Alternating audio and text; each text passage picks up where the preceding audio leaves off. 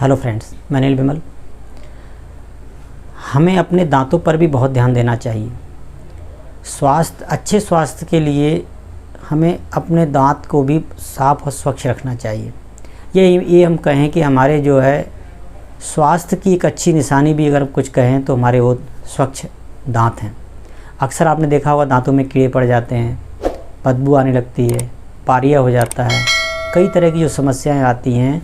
और उसके बाद जैसे मुंह से दुर्गंध आना, मसूड़े कमज़ोर होना, खून आना, ऐसी बहुत सी बीमारियां जो है हमारे मुंह, जो कहते हैं हमारे मुंह की शोभा है दांत, और वो भी जो है किसी तरह से जो है गंदे हैं या दाग धब्बे हैं, तो इससे क्या पूरी शोभा भी प्रभावित होती है। लेकिन उससे भी बड़ा जो है हम जो लार के ज़रिए जो भी अंदर लेते हैं, जो भी लार है, सलाइवा है, और उसमें यदि हमारे जो दांत स्वच्छ नहीं हैं तो कहीं ना कहीं जो है हमें वो बीमारियां, हमारे अंदर बैक्टीरिया आ रहे हैं। हमारे मुंह में लाखों करोड़ों की संख्या में जो है बैक्टीरिया हैं, और वो बैक्टीरिया यदि हमारे अंदर जाएंगे तो कहीं ना कहीं हम बीमारी से ग्रसित होंगे।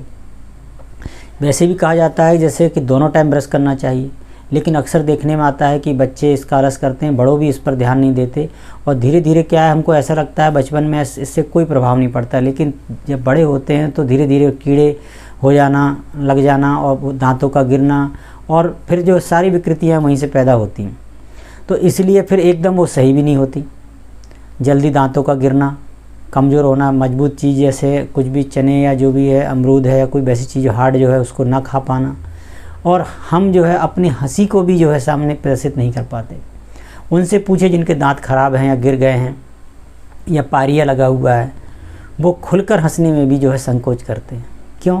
क्योंकि उससे जो है कितने भी आपकी सुंदरता हो, कितना भी आपका जो स्वच्छता सब कुछ हो, लेकिन जैसे ही आप अगर मुंह खोलकर हंसते हैं तो कहीं ना कहीं मन में तो ऐसा लगता है कि सामने वाला जो है उसको देखेगा तो पूरी जो है चीज़ें अच्छी नहीं लगती। कहीं ना कहीं मन में एक तरह से वो भाव रहता है, जिससे क्या है कि हम ऐसा खुलकर जो है हंसने से भी कतराते हैं।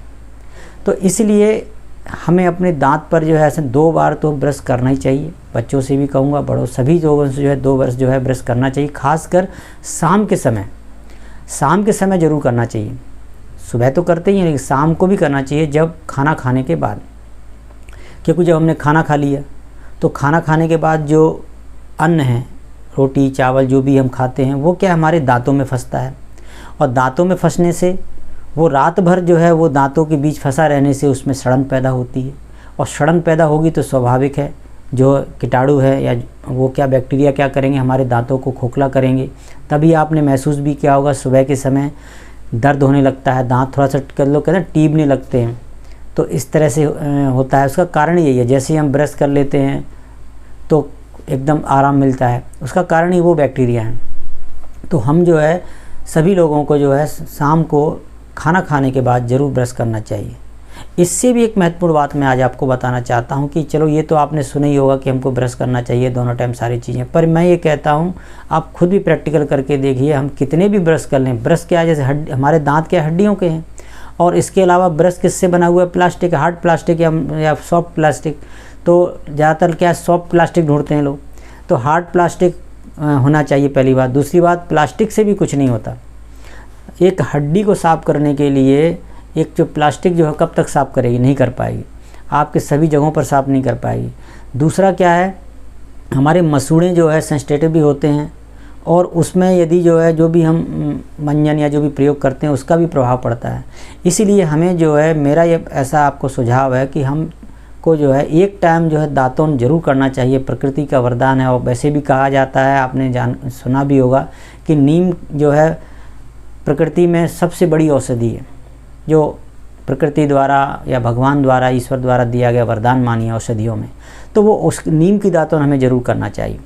नीम की ना कर पाएँ, बबूल की करें, किसी और की भी करें, पर मैं कहता हूँ दातुन ज़रूर करना चाहिए। आप जो है 8 दिन, 10 दिन, 15 दिन, महीने भर जो भी आप ब्रश करते हैं, और आप एक दिन जो है ब्रश दातुन कीजिए, फिर देखिए आपके मसूड़े काफ़ी मजबूत महसूस करेंगे, आप साफ स्वच्छ महसूस करेंगे।